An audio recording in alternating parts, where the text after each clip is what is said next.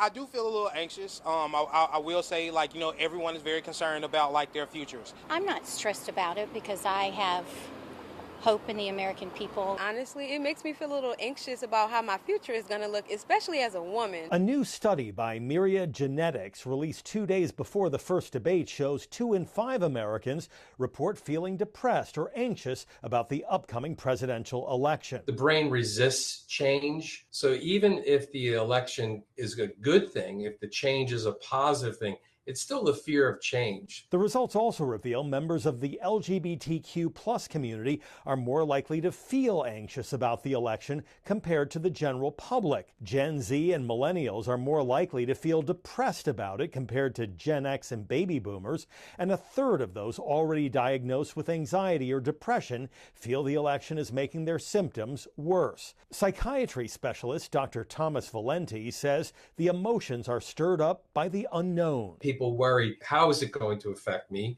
That's a natural fear.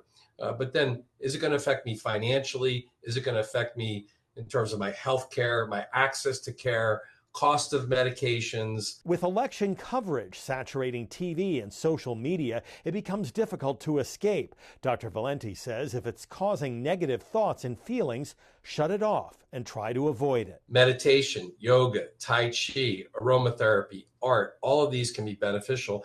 And when none of that is working, talk to your friends, family, talk to your healthcare provider, seek treatment, talk about your fears, get it out of you rather than letting it sit inside you. For most, he says, the uncomfortable emotions are only temporary. November will come, November will pass, the inauguration will happen, life goes on.